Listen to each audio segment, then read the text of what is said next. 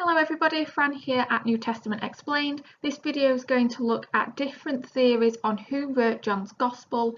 This video, as always, aligns with Edexcel A-Level Religious Studies, and we're going to look at theories concerning John the Apostle, John the Elder, the Beloved Disciple, and the Johannine community. Before I start looking at the different theories, there is just something I want to make you aware of. So this video is going to look at different theories on who wrote John's Gospel. However, it is important to point out that in the New Testament there are also 3 epistles according to John, and there is also the book of Revelations. And these different New Testament works are often grouped together with the Gospel of John and considered the Johannine works. And some people believe that all of these different New Testament works were written by the same author. However, it is important to point out that some people do disagree, and this is debated. So there are these different works in the New Testament that are attributed to the same author by some. However, we're just going to focus mostly on John's Gospel. The first theory we're going to look at is a viewpoint held by many scholars, and that's that John the Apostle wrote John's Gospel. John the Apostle was one of the original 12 disciples. He was the son of Zebedee, who is a figure named quite a lot in the Gospels actually, despite not appearing many times, and he is also the brother of James, who is one of the other 12 disciples. John and James were both fishermen from Galilee who initially followed John the Baptist and then stopped following John the Baptist and then left to follow Jesus. Interestingly, John, as in John the Apostle, is only mentioned in the Synoptic Gospels, so he is only mentioned in Matthew, Mark and Luke, which is part of the reason some people think he may have written this Gospel, hence the fact he's not named in it. On this slide then are reasons why John's Gospel may have been written by John the Apostle, and then counter-arguments which challenge the idea that John the Apostle wrote the Gospel of John. So firstly, if you look at John 21:24, the Gospel writer himself claims to be a disciple, which does add weight to this argument. In terms of counter-arguments, there are 2 lines you can take. One is that if the author is John the Apostle, he was a fisherman, would he be educated enough to write such a sophisticated gospel? So there's questions there. And a different line of counter-argument that you can take is that some people think John chapter 21 was a later addition to John's Gospel and that it was added by a redactor. And that would mean it's written by a different person, and it would undermine potentially the argument that John the Apostle wrote the Gospel of John. Secondly, there is the fact that the author's use of language in John's Gospel suggests a knowledge of the geography of Palestine, and it may suggest from there that he was Jewish. The counter-argument is that there seems to be Gnostic influences which suggest it may have been written at a later date. The fact it is written in a good standard of Greek with a knowledge of Hellenic philosophy, again, maybe contradicts the idea that John the Apostle wrote this Gospel. If you're studying Edexcel A-Level Religious Studies, you could link that point to any area of the course where we've looked at Hellenistic influences on John's Gospel, such as the prologue. A final line of argument is that the author of John's Gospel corrects and adds into what was written by the Synoptic Gospels if we assume they were written first, and this would only be done by an apostle. And equally, there are some specific details which suggest this author was an eyewitness, which would back up John the Apostle having written this Gospel. And examples you can use where there are particular detail are the trial before Pilate and the number of fish caught in John 21:11. In terms of the counter-argument to those 2 arguments, if John's Gospel was written by an apostle, presumably John the Apostle, how do we explain the fact that John's Gospel, when compared to the Synoptic Gospels, has a different sequence of events? It misses some events out, such as the cleansing of the temple. So questions are raised there in terms of whether this gospel was in fact written by John the Apostle. Remember, if this was an AO2 question where you will be presenting these arguments and counter arguments, you need to, at the end of this, have your opinion on which side is more convincing. Do you think this gospel was written by John the Apostle, or do you not? So the last slide primarily looked at the content of John's gospel and whether it makes sense to argue that John the Apostle wrote that gospel. This slide has some more arguments you could use and the odd counter argument, but this slide, this information here is based more so on dating and whether chronologically speaking John the Apostle could have written this gospel. So for example, Irenaeus said that the author of John's gospel was John the disciple of the Lord, who lived in Ephesus until the reign of Emperor Trajan, whose reign started in 98 CE. Irenaeus himself claims to have got his information from Bishop Polycarp, who was a disciple of John the Apostle. So his argument is John the Apostle wrote John's gospel, basically.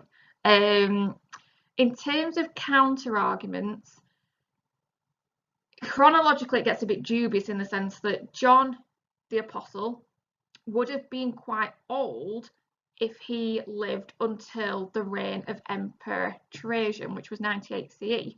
And it's also assumed that John and his brother James were put to death before 98 CE. So again, in terms of the dates of what Irenaeus is saying and what we know about John the Apostle, chronologically it doesn't necessarily seem to add up in terms of whether he did write this gospel or not. The final two rows are other arguments you could use to suggest that John the Apostle wrote the Gospel of John using chronology to back yourself up, so you can have a read of those as well. I won't read through them. The second theory we're going to look at then is whether John the Elder wrote the Gospel of John. Now, John the Elder is an obscure figure. We don't know too much about him, and he's referred to by the early church. What's quite interesting and sometimes a little bit complicated with this topic is that some people think John the Elder is John the Apostle, the person we've just looked at, and that actually they're the same person. However, some people disagree. Some people say that John the Apostle and John the Elder are different people. So kind of working on that assumption that he's a different person, it is believed that John the Elder lived in Ephesus from 70 to 146 CE, and the title Elder, John the Elder, suggests that he lived to an advanced age. He lived to quite an old age. This is quite interesting because this aligns a little bit better with what Irenaeus said about who wrote the Gospel and the timings, so that's quite interesting. Some scholars suggest that there are literary similarities between the epistles of John, the letters written by John in the New Testament, and the Gospel, and some scholars conclude from that that both of these works, the letters and the Gospel, were both written by the same author, and that author was John the Elder. In terms of arguments and counter-arguments then, as I've said before, one argument that suggests John the Elder could have written John's Gospel is that our knowledge of John the Elder, despite him being quite an obscure figure, does align with what Irenaeus said about the dating of when this Gospel was written. So that could suggest that John the Elder wrote this Gospel because it chronologically makes sense, and certainly more sense than John the Apostle having written it. The counter-argument is that Irenaeus says explicitly that the author was John the Apostle, and if you think John the Apostle and John the Elder are different people, then Irenaeus certainly does not think that John the Elder wrote John's Gospel. A second line of argument is that the vocabulary, structure and grammar of the Gospel of John is very similar to the epistles of John. So if you think that John the Elder wrote the epistles or the Gospels, chances are he wrote the other. So the literary similarities can be used to support this. A counter-argument is one made by Eusebius, who claimed that the author of the second and third letters was not John the Apostle but John the Elder. And the consequence of that is that John the Elder didn't write the Gospel. So Eusebius thinks John the Elder only wrote the second and third letters. And his reasoning for this is the introductions of these letters. He kind of explores those and researches those to come to this conclusion. A counter-argument to him, however, that then goes back onto the argument side is that modern scholars have criticised Eusebius, and they think that he's firstly made his conclusion based on a misinterpretation of a statement by Papias, who was a bishop, and his desire, i.e. Eusebius's desire to invent a second John to be the author of Revelations. So some people think that Eusebius is not only basing his argument on a misinterpretation of a statement, but he is also kind of consciously trying to prove that a second John wrote the book of Revelations, which then kind of undermines everything he says. So again here, looking at the arguments, counter-arguments, do you think it's plausible that John the Elder wrote the Gospel? Do you also think that John the Elder is different to John the Apostle? A third theory is that the Gospel of John was written by the beloved disciple, and the beloved disciple is a mysterious figure who appears in the final chapters of John's Gospel. There are references throughout the Gospel to the disciple whom Jesus loved, but the question we have is we don't know for definite who the beloved disciple is. And what we've got here are 4 potential options. It could be John the Apostle.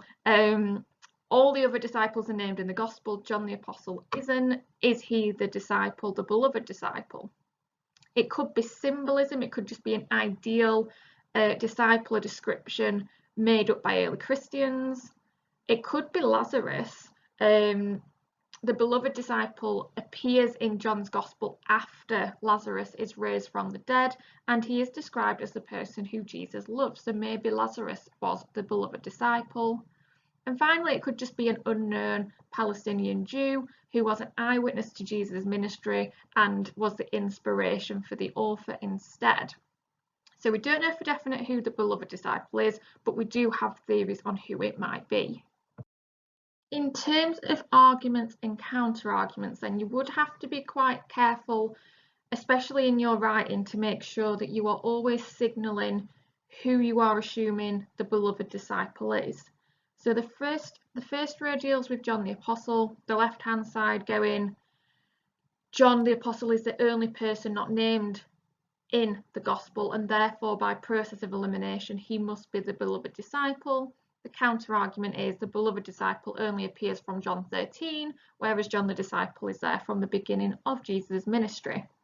Second row deals with Lazarus. The beloved disciple makes an appearance after Lazarus has been raised from the dead, and 3 times Lazarus is described as the one Jesus loved.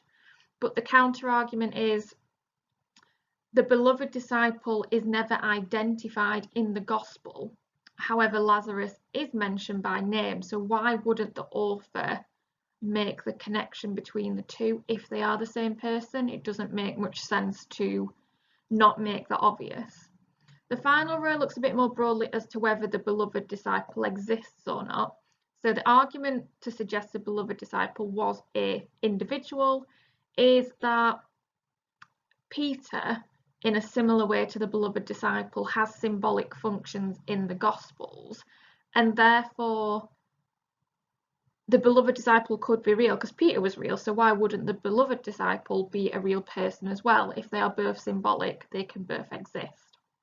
The counter-argument is we just don't have enough information to pinpoint who the beloved disciple is, and in the scenes where John's Gospel matches the synoptic Gospels, i.e. they both mention the Last Supper, the beloved disciple doesn't appear in Matthew, Mark and Luke, but does in John. So it starts raising questions as to why have Matthew, Mark and Luke not mentioned the beloved disciples if they are narrating the same story that John is. So it raises questions as to whether the beloved disciple did exist if the other 3 Gospel writers make no mention of he or she. The final theory is put forward by Raymond E. Brown, and it's a little bit different because he argues that the Gospel was not written by a single person but by a community, a group of people.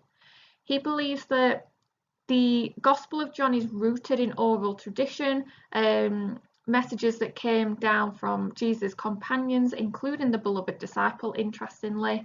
And this explains why John's Gospel is familiar with Palestine and Judaism, but also seems to make reference to experiences that the early Christian church or community faced.